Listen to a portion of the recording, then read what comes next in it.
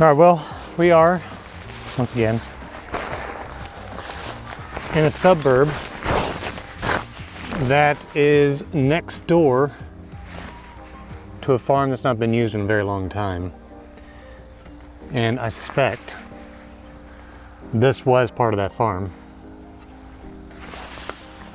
So I'm actually on an empty lot between two houses, overlooking a field that last time I saw being cut for hay and nothing else was a few years ago, maybe 3 years ago. So there's a little bit of a wider shot. We're not anywhere near it. It's probably a good 100 yards down there.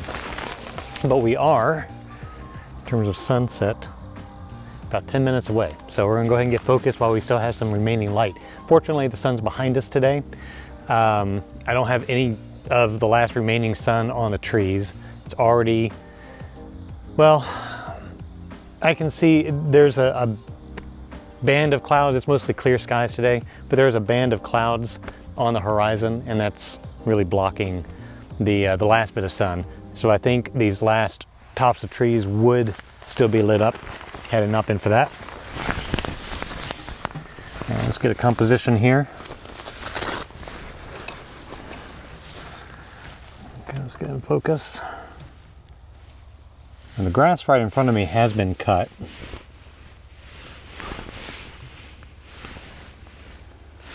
The question is, do I want all this sweeping field and then the field back there? Because I'm not zooming in. I'm using a 300mm lens, which is standard for this camera, normal perspective.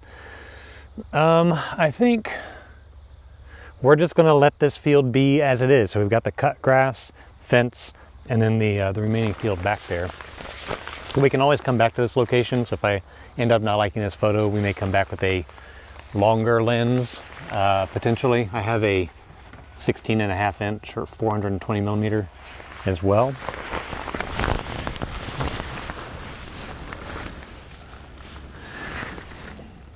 And for this, I feel like we're going to need to use some back tilt in order to get front and near sharp. Let's get our loop and find out.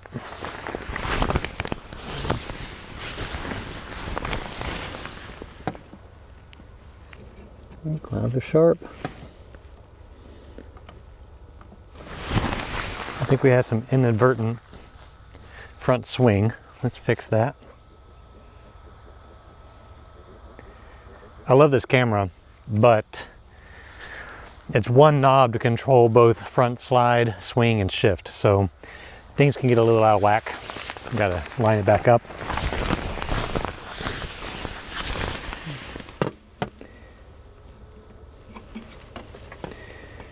All right.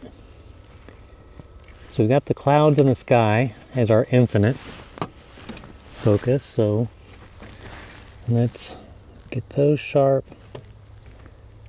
And that gets the tops of our trees in the back.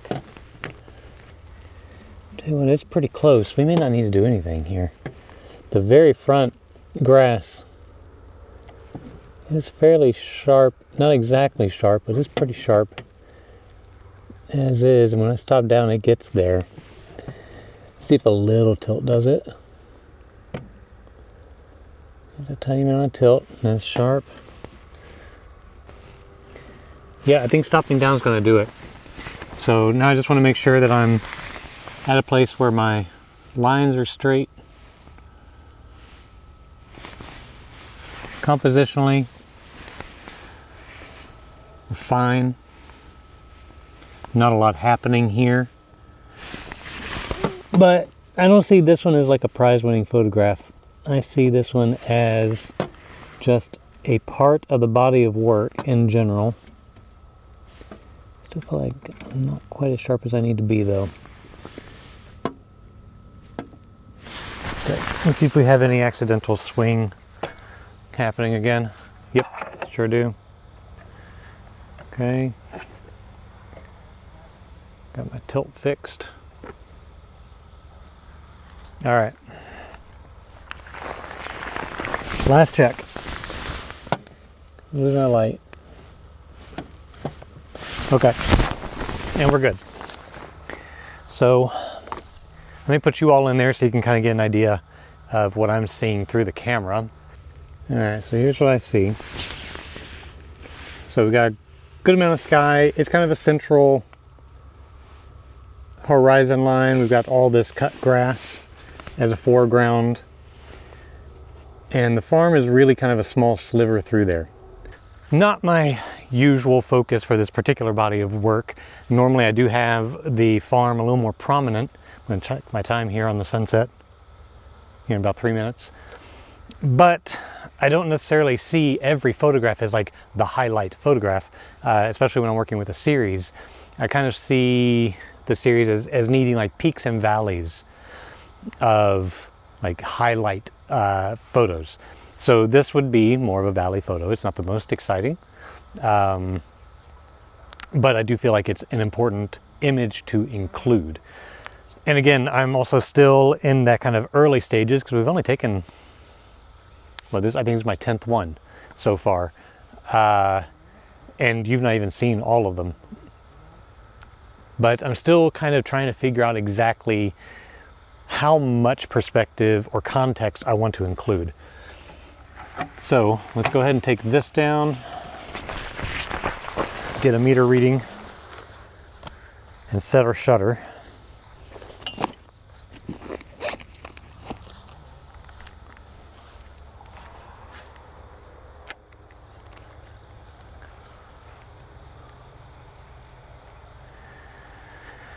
All right, if we do f32, we're at a second. f22, we're at half a second right now.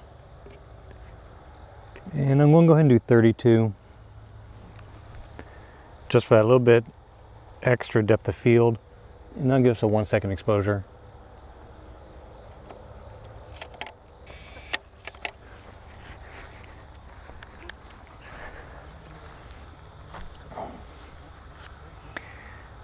All right, so we're gonna go with that. So 1 second, f32, and this is the last shot I've got until we buy more film.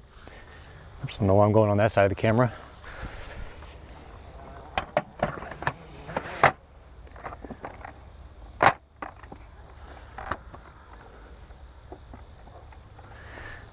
Okay.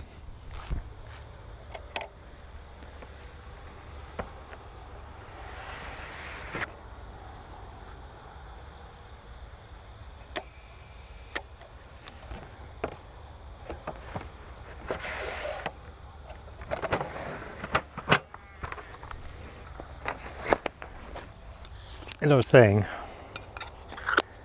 when you have a series, if you think of everything as the highlight, I think you're going to just end up trying to like outdo the last photograph every time.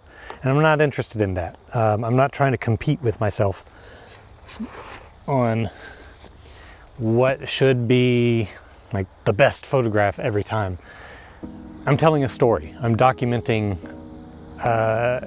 an event, and it's a very slow motion event. You know, it's years in the making. So I think the story needs more than just the highlight reel. And that's really why, like I said, it's not the most interesting photograph I'm going to make in this series. It's not going to be the most visually exciting, but it's still a part of the story, and it still needs to be documented and it still needs to be told. So if you're doing a long-term project like this, think about that, especially with documentary work. Not everything is going to be those highlights. Sometimes you just got to flesh out the body of the story and make photographs and really show what's happening. So that's going to do it for this week. We're going to develop this. We're going to take a look and see how it turned out. Fortunately, I've got quite a good view over here. There's another one right behind us too. I'm just out of film. And it's actually, I think, the old barn to this farm. And we'll talk about it more when we actually come back and do this. But because the sun's that way setting, we might have to come here as a sunrise so we don't just have blown out skies. All right, so let's go take a look at that photograph and see how things turned out.